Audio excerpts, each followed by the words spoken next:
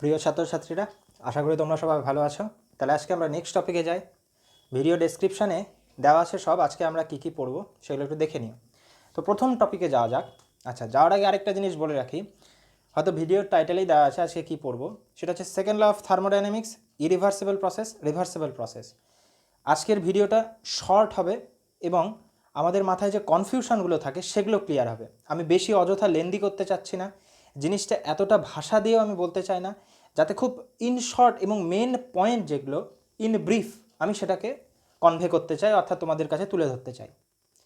তাহলে চলো শুরু করা যাক। ফার্স্ট হচ্ছে সেকেন্ড ল অফ থার্মোডাইনামিক্স, তাপগতিবিদ্যার দ্বিতীয় সূত্র। আচ্ছা, প্রথম সূত্রটা কি চলো আগে দেখে নেওয়া যাক। প্রথম সূত্রটা হচ্ছে ডেল্টা কিউ পরিমাণ যদি আমি হিট কোনো সিস্টেমকে দেই, তাহলে সেটা সিস্টেমের ডেল্টা ইউ পরিমাণ ইন্টারনাল এনার্জি চেঞ্জ করে, আর বাকিটা হচ্ছে ডেল্টা ডাব্লিউ পরিমাণ ওয়ার্ক করতে সিস্টেমটা ব্যবহার করে। রিভার্সও হতে পারে। যাই হোক, এই সূত্রটা কি সবাই জানে যে কনজারভেশন অফ এনার্জি, অর্থাৎ শক্তির নিত্যতা সূত্র। এবার ব্যাপারটা হচ্ছে শক্তির নিত্যতা সূত্র কিন্তু কোনো প্রসেসের ডাইরেকশনালিটি, অর্থাৎ কোন দিকে ঘটবে সেটা কিন্তু ঠিক করে দেয় না। যেমন একটা উদাহরণ দিয়ে বোঝা যাক, সহজ উদাহরণ ধরে নেওয়া যাক, একটা বই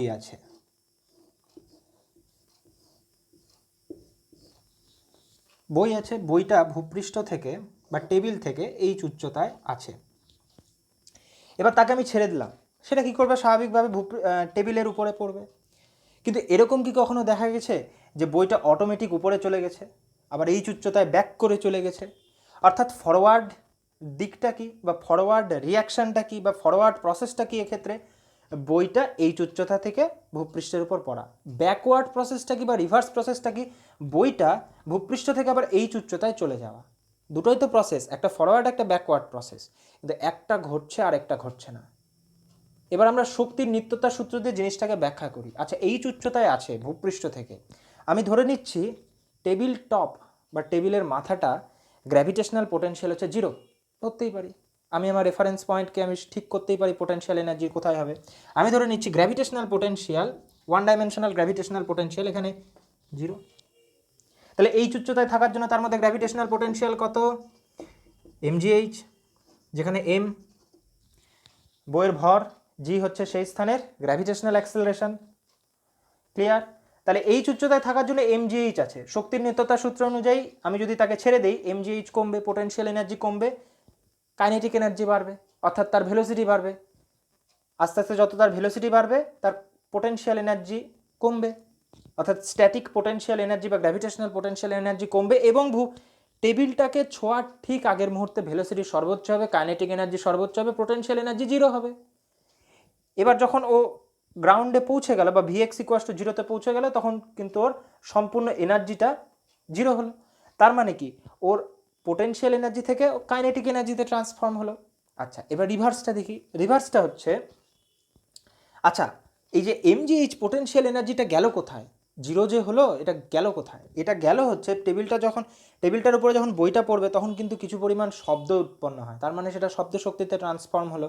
আর বাকিটা কিন্তু গরম করে, অর্থাৎ টেবিলের যে সারফেস বা তলটা সেটা কিন্তু গরম হয়ে যায়, টেম্পারেচারের পার্থক্য করে। টেম্পারেচারে পার্থক্য করে কীভাবে বোঝা যায় তোমরা স্বাভাবিক এটা বুঝতে পারবে। অর্থাৎ যদি তুমি দেওয়ালের মধ্যে পেরেক পোতো হাতুড়ি দিয়ে, দেখবে হাতুড়িটা গরম হয়ে যায়। তো ওই অর্থে আমি তোমাকে বলছি যে এখানে যখন তুমি ভারী বস্তুটা ফেলবে, কিছু হলেও তার টেম্পারেচারের পার্থক্য হবে। যাই হোক, তাহলে এবার ব্যাকওয়ার্ড প্রসেসটা কি? এটা তো ফরওয়ার্ড প্রসেস হলো। ব্যাকওয়ার্ড প্রসেসটা হচ্ছে হিসাব মতো যেটা হওয়ার কথা, বাস্তবে যেটা হয় না। হওয়ার কথা হচ্ছে এই টেবিলের এই শব্দ শক্তিটা এবং হিটটা কমে যাবে, অর্থাৎ টেবিল নিজের ইন্টারনাল এনার্জি খরচ করবে, এবং সেই ইন্টারনাল এনার্জি খরচ করে সে কিন্তু বইটাকে এই উচ্চতায় তুলে দিবে, এবং দিয়ে সে আবার mgh গ্র্যাভিটেশনাল এনার্জি লাভ করবে। জিনিসটা ভাবতে কেমন না, যে ব্যাকওয়ার্ড প্রসেসে এরকম তো বাস্তবে দেখা যায় না। হ্যাঁ, এই যে বাস্তবে যে হয় না, সেটা শক্তির নিত্যতা সূত্র কিন্তু তাকে বাধা দেয় না। শক্তির নিত্যতা সূত্র অ্যাবসোলুটলি তাকে অ্যালাউ করে, হ্যাঁ আমার হবে। শক্তির নিত্যতা সূত্র অনুযায়ী দুই ক্ষেত্রেই শক্তির নিত্যতা সূত্র খাটছে, অর্থাৎ শক্তি ধ্বংস হচ্ছে না, সৃষ্টি হচ্ছে না, জাস্ট এক শক্তি থেকে অন্য শক্তিতে রূপান্তর হচ্ছে, অর্থাৎ সেটা ভ্যালিড।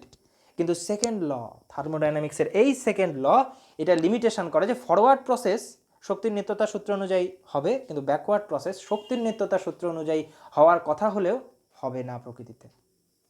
তাহলে সেকেন্ড লটা কি? সেকেন্ড লটা হচ্ছে, সেকেন্ড লয়ে দুটো স্টেটমেন্ট হয়, একটা হচ্ছে কেলভিন প্লাঙ্ক স্টেটমেন্ট, একটা ক্লসিয়াস স্টেটমেন্ট। যাই হোক, ওটা আমি শুধু আগেই বলবো না, তার আগে আমি একটা সূচনা দিতে চাই। সূচনাটা হচ্ছে, তোমরা যদি আগের ভিডিওতে দেখো বা হিট পাম্প বা রেফ্রিজারেটর আর একটা হিট ইঞ্জিন যদি তোমরা জানো, তোমরা দেখবে হয়তো একটা আইডিয়াল হিট ইঞ্জিনের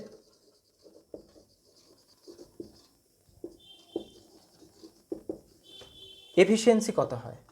1 হয় বা 100%। এটাই তো আমরা বের করেছিলাম আইডিয়াল হিট ইঞ্জিনের। এবার কেলভিন প্লাঙ্ক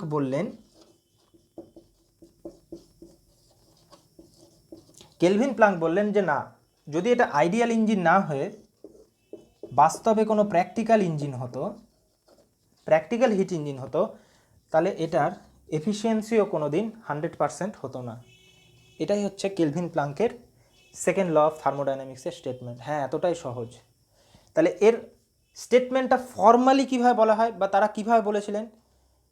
যে তারা বলেছিলেন যে এরকম কোনো প্রসেস হতে পারে না বা প্রকৃতিতে এরকম কোনো প্রসেস দেখা যেতে পারে না যে তুমি কিছু পরিমাণ হিট নিলে এবং তাকে 100% ওয়ার্কে কনভার্ট করলে এবং অন্য কোনো হিটটা, অর্থাৎ হিট সিঙ্কে তুমি কোনো হিট দিলে না। অর্থাৎ বাস্তবে কোনো প্রসেস হয় না যেখানে হচ্ছে 100% হিট ওয়ার্কে কনভার্ট হবে বা ট্রান্সফর্ম হবে। কেমন? সহজেই বোঝা যাচ্ছে তাদের স্টেটমেন্ট। সংজ্ঞাটা কি? এটার সংজ্ঞা হচ্ছে work done per cycle divided by heat input, কত পরিমাণ আমি ফুয়েল খরচ করছি, কত পরিমাণ আমি কার্য পাচ্ছি। তার মানে যদি এটা 100% না হয়, তার মানে এটা একের থেকে ছোট ভগ্নাংশটা। তার মানে তুমি যদি Q1 পরিমাণ হিট দাও, সেটা কিন্তু 100% ওয়ার্কে কিন্তু ট্রান্সফর্ম হলো না। তুমি একে এইভাবেও ভাবতে পারো যে W equals to Q1 into 100%। এটা নট অ্যালাউড কেলভিন প্লাঙ্ক স্টেটমেন্টের কথা অনুযায়ী। তার মানে তুমি যদি কোনো সিস্টেমের মধ্যে Q1 পরিমাণ তাপ দাও, সেটা কিন্তু 100% ওয়ার্কে কনভার্ট হচ্ছে না। এটাই তো কেলভিন প্লাঙ্কের স্টেটমেন্ট সেকেন্ড ল অফ থার্মোডাইনামিক্সের। আচ্ছা, এটা তো গেল একটা স্টেটমেন্ট। সেকেন্ড ল অফ থার্মোডাইনামিক্সকে আরেকটা স্টেটমেন্ট দেওয়া হয়, সেটা হচ্ছে ক্লসিয়াস স্টেটমেন্ট বলে, রুডলফ ক্লসিয়াস। এটাও খুব সহজ। রুডলফ ক্লসিয়াসের কথা হচ্ছে, তোমরা যদি হিট পাম্প পড়ো, সেই হিট পাম্প নিয়ে আমরা দেখেছিলাম আইডিয়াল রেফ্রিজারেটর বা হিট পাম্প। রেফ্রিজারেটর বা হিট পাম্প একই জিনিস, মানে প্রিন্সিপালি একই জিনিস। আইডিয়াল হিট পাম্প এর কোএফিসিয়েন্ট অফ পারফরমেন্স, যাকে আলফা দিয়ে লেখা হয়, সেটা কত হওয়ার কথা ছিল? অসীম হওয়ার কথা ছিল, ইনফাইনাইট হওয়ার কথা ছিল। কিন্তু ক্লসিয়াস, রুডলফ ক্লসিয়াস, এটা রুডলফ ক্লসিয়াসের স্টেটমেন্ট হচ্ছে, বাস্তবে যদি এটা একটা প্র্যাকটিক্যাল বা বাস্তব একটা যদি হিট পাম্প বা রেফ্রিজারেটর হতো, আলফা কখনো অসীম হতো না, অর্থাৎ অসীমের কম হতো। এখন সংজ্ঞা অনুযায়ী আলফাটা কি? সংজ্ঞা অনুযায়ী আলফাটা হচ্ছে Q2 ডিভাইডেড বাই W। তোমরা যদি হিট পাম্পের স্ট্রাকচারটা তোমরা যদি দেখো, তাহলে তোমরা দেখবে যে আমরা ওয়ার্কিং সাবস্ট্যান্সকে কিছু পরিমাণ হিট দিচ্ছিলাম, অর্থাৎ কিছু পরিমাণ কার্য করছিলাম ওয়ার্কিং সাবস্ট্যান্সের উপরে, যার দরুন আমরা কিছু পরিমাণ তাপকে শীতল স্থান থেকে উষ্ণ স্থানে নিয়ে যাচ্ছিলাম, ঠিক কি না? তার মানে অর্থাৎ ক্লসিয়াসের মতে এরকম কোনো প্রসেস বাস্তবে হতে পারে না যেটা তাপকে শীতল স্থান থেকে উষ্ণ স্থানে নিয়ে যাবে এবং তার ফলে বাইরে থেকে কিছু আর করতে হবে না, অর্থাৎ কোনো প্রকার ওয়ার্ক করতে হবে না। অর্থাৎ এরকম কোনো প্রসেস হতে পারে না যেখানে হিট বা তাপ নিজের থেকে শীতল স্থান থেকে উষ্ণ স্থানে চলে যায়। এটাই ক্লসিয়াসের স্টেটমেন্টের মূল কথা। তো তোমরা সহজে বুঝতে পারবে বা মনে রাখতে পারবে জিনিসটা। কেলভিন প্লাঙ্ক স্টেটমেন্টটা হচ্ছে একটা হিট ইঞ্জিনকে নিয়ে, হিট ইঞ্জিনের হচ্ছে এফিসিয়েন্সি, প্র্যাকটিক্যাল হিট ইঞ্জিনের এফিসিয়েন্সি কখনো 100% হতে পারে না, আর coefficient of performance practical heat পাম্পের ক্ষেত্রে কখনো অসীম হতে পারে না। সেটা Clausius statement of second law of thermodynamics, একই জিনিসটা। তাহলে এটা গেল সেকেন্ড ল অফ থার্মোডাইনামিক্সের দুটো আলাদা আলাদা স্টেটমেন্ট এবং তার মেন বিষয়বস্তু। এবার এই সেকেন্ড ল অফ থার্মোডাইনামিক্স তাহলে করলোটা কি? যদিও বা ফার্স্ট ল অফ থার্মোডাইনামিক্স বললো যে একটা প্রসেসের ফরওয়ার্ড দিকেও ইকুয়ালি যেরকম ফরওয়ার্ড দিকে যেরকম যাওয়া যায় ব্যাকওয়ার্ড দিকেও যাওয়া যায়, কিন্তু সেকেন্ড ল অফ থার্মোডাইনামিক্স বললো যে না, প্রসেসটা একটা দিকেই হবে, অর্থাৎ প্রসেসটা কোন দিকে হবে সেটা হচ্ছে সেকেন্ড ল অফ থার্মোডাইনামিক্স দিয়ে আমরা বের করতে পারবো। তাহলে সেই অনুযায়ী আমরা প্রকৃতিতে ঘটা প্রসেসকে সেটা খাতা কলমে হোক বা বাস্তবে হোক আমরা দুই ভাগে ভাগ করতে পারি। একটা হচ্ছে রিভার্সিবল প্রসেস, আরেকটা হচ্ছে ইরিভার্সিবল প্রসেস।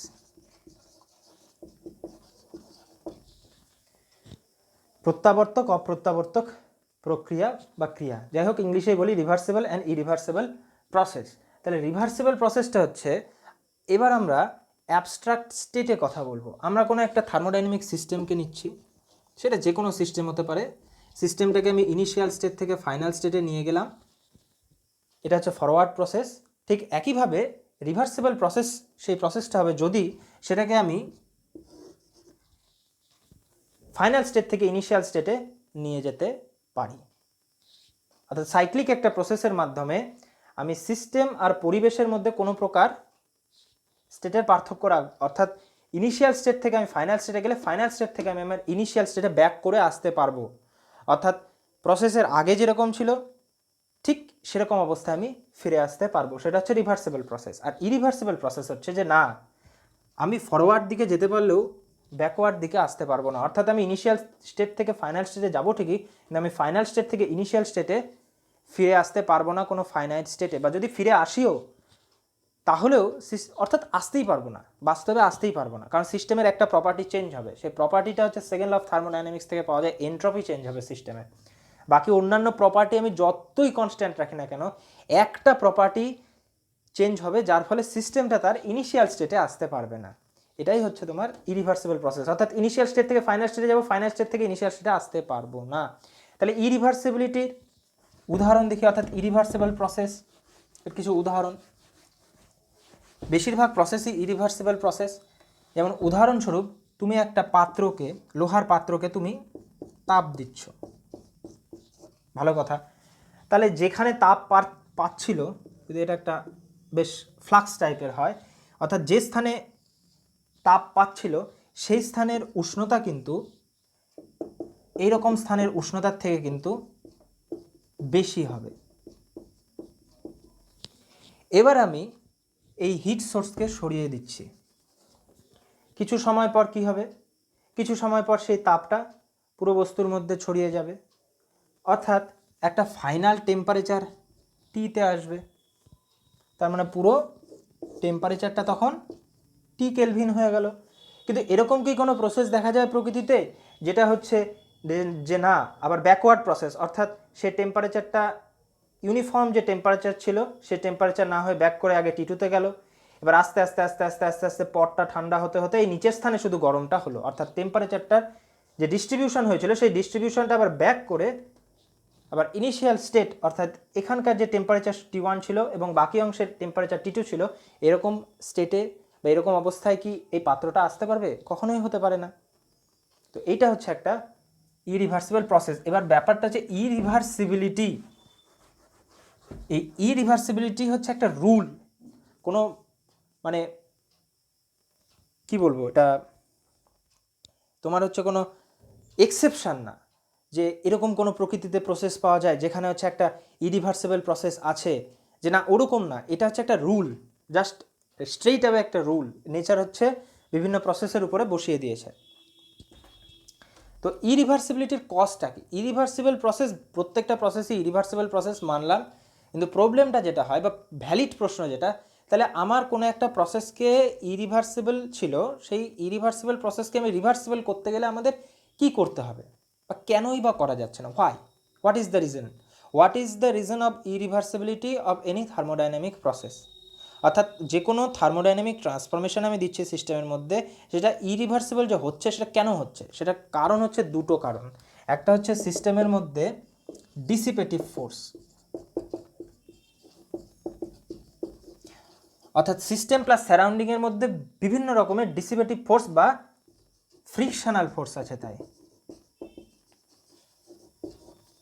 ফ্রিকশনাল ফোর্স যেমন ভিসকোসিটি বা ভিসকাস ড্র্যাগ, এমনি normal friction surface to surface কন্ট্যাক্টে যেটা হয়। তো এই ডিসিপেটিভ ফোর্সের জন্য আমরা কিন্তু রিভার্সিবল প্রসেস দেখতে পাই না। আরও একটা কারণ, হ্যাঁ আমি বলছি দুটা, আরেকটা কারণ হচ্ছে এটা একটু বুঝতে হবে। ধরে নিচ্ছি আমি সিস্টেমটাকে ইনিশিয়াল স্টেট থেকে ফাইনাল স্টেটে নিয়ে যাচ্ছি। ফাইনাল স্টেটে নিয়ে যাওয়ার সময় আমি ইন্টারমিডিয়েট অর্থাৎ অন্তর্বর্তী অবস্থার মধ্যে দিয়ে নিয়ে যাচ্ছি বা ইন্টারমিডিয়েট স্টেটসের মধ্যে দিয়ে নিয়ে যাচ্ছি। এবার আমরা কোয়াসিস্ট্যাটিক প্রসেস বলে একটা প্রসেস পড়েছিলাম। কোয়াসিস্ট্যাটিক প্রসেসের সংজ্ঞায় কী ছিল, যে initial final state plus intermediate যত সব স্টেটগুলো হোক না কেন সেগুলো কিন্তু ইকুইলিব্রিয়াম স্টেট। অর্থাৎ initial final state plus intermediate state যে কোনো অবস্থায় সিস্টেমটা থাকুক না কেন, সিস্টেমের উপরে বাহ্যিক টর্ক বল জিরো হবে। তার ফলে যান্ত্রিক সাম্যাবস্থা থাকে, কেমিক্যাল রিয়াকশান ঘটবে না, তার ফলে কেমিক্যাল ইকুইলিব্রিয়াম থাকবে, প্লাস কোনো তাপের আদান প্রদান হবে না, অর্থাৎ থার্মাল ইকুইলিব্রিয়াম থাকবে।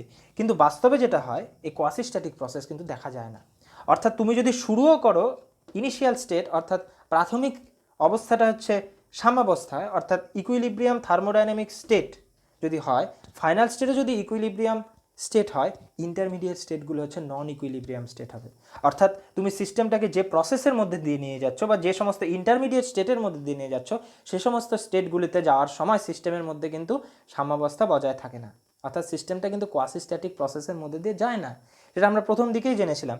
তার জন্য হচ্ছে যে কোনো প্রসেস রিভার্সিবল না, অর্থাৎ অপ্রত্যাবর্তক। তোমরা যেটা মাথায় মনে রাখবে, সেকেন্ড ল অফ থার্মোডাইনামিক্স, আমি সামারি করে দিই গোটা ভিডিওটা। সেকেন্ড ল অফ থার্মোডাইনামিক্সের যেটা কেলভিন প্লাঙ্ক স্টেটমেন্টটা হচ্ছে আইডিয়াল হিট ইঞ্জিনের কখনো এফিসিয়েন্সি 100% হতে পারে না। আর দুই, ক্লসিয়াস স্টেটমেন্ট হচ্ছে আইডিয়াল হিট পাম্প বা রেফ্রিজারেটরের কোএফিসিয়েন্ট অফ পারফরমেন্স কখনো বা কোএফিসিয়েন্ট অফ মেরিট কখনো অসীম হতে পারে না। আর ইরিভার্সিবিলিটির কজ হচ্ছে ডিসিপেটিভ ফোর্স আর ফ্রিকশনাল ফোর্স। অর্থাৎ যে প্রসেসগুলো হচ্ছে তার মধ্যে কোনো না কোনো এমন প্রসেস আছে যার ফলে তোমাকে কিছু পরিমাণ শক্তি ক্ষয়ে যাচ্ছেই। অর্থাৎ সেই শক্তিটাকে তুমি আর সিস্টেমের অর্থাৎ ক্যালকুলেশনের মধ্যে রাখতে পারবে না, বা সেটা এমনভাবে খরচ হয়ে যায় যে তুমি সেটাকে আবার কালেক্ট করতে পারবে না অন্য কোনো প্রসেসের মাধ্যমে। অর্থাৎ ডিসিপেটিভ ফোর্স বা ফ্রিকশনাল ফোর্স থাকে। আর দুই, ইন্টারমিডিয়েট স্টেট থেকে ফাইনাল স্টেটে যাওয়ার সময় মাঝখানের যে স্টেটগুলো হয়, বাস্তবে যদি কোনো প্রসেস হয় ইন্টারমিডিয়েট থেকে ফাইনাল স্টেটে যাওয়ার সময় সিস্টেম নন ইকুইলিব্রিয়াম স্টেটের মধ্যে দিয়ে যায়। তাই জন্য যে কোনো প্রসেস বাস্তবে ইরিভার্সিবল প্রসেস। বোঝা গেছে নিশ্চয়ই? তাহলে যদি তোমাদের ভিডিওটা ভালো লাগে অবশ্যই লাইক অ্যান্ড সাবস্ক্রাইব করো, আর যদি কোনো কনফিউশন থাকে অবশ্যই কমেন্ট করে জানিও। তাহলে আবার দেখা হবে পরের ভিডিওতে। Bye bye.